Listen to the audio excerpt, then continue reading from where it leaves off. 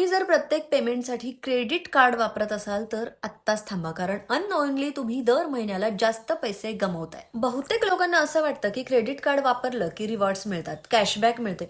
पण खरं सांगायचं तर काही ठिकाणी कार्ड स्वाईप केल्यामुळे रिवॉर्ड्स पेक्षा जास्त चार्जेस लागतात. म्हणजे जर तुम्ही पेट्रोल पंपावरती क्रेडिट कार्ड वापरलं तर फ्युएल सरचार्ज लागतो, म्हणजेच ₹1,000च्या पेट्रोलवरती एक्स्ट्रा पैसे क्वाइटली कट होतात. काही कार्ड सरचार्ज रिव्ह्यू करतात पण सगळेच कार्ड करत नाही. तसंच ट्रेन तिकीट म्हणजेच रेल्वे तिकीट बुक करताना IRCTC गेटवे फीस देखील लागते. क्रेडिट कार्ड वापरलं तर एक्स्ट्रा चार्जेस ऍड होतात, जे रिवॉर्ड्सने कव्हर सुद्धा होत नाहीत. ऍक्च्युली क्रेडिट कार्ड म्हणजे कॅश काढण्यासाठी नसतंच, नाहीच आहे. ATM मधून कॅश जर काढली तर विथड्रॉवल चार्जेस आणि इंटरेस्ट फ्रॉम सेम डे दोन्हीही लागतं. त्यामुळे हे सगळं तुमचं बजेट क्वाइटली खाऊन टाकतं.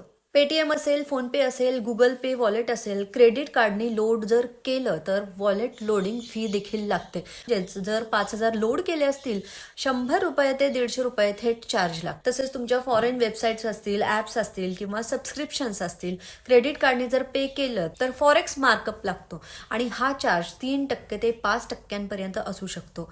आणि रिवर्ट्स ऑलमोस्ट 0. आणि हे सगळे चार्जेस मोठे वाटत नाहीत, पण दर महिन्याला ₹200 ते ₹500 असं हळूहळू तुमचे हजारो रुपये जातात आणि आपल्याला कळतही नाही. आता स्मार्ट क्रेडिट कार्ड यूज कसं करायचं, तर क्रेडिट कार्ड वापरा पण स्मार्ट वापरा.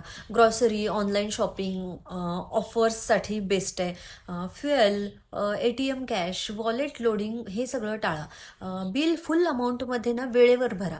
मिनिमम ड्यू ट्रॅपमध्ये अजिबात पडू नका. क्रेडिट कार्ड वाईट नाहीये, पण चुकीच्या ठिकाणी जर वापरलं तर तो डेट ट्रॅप मात्र बनू शकतो. हा व्हिडिओ नक्की शेअर करा आणि अशा व्यक्तींसोबत करा ज्या सगळीकडे कार्ड स्वाईप करतात, कारण पैसे वाचवणं कमावणं इतकंच महत्वाचं आहे.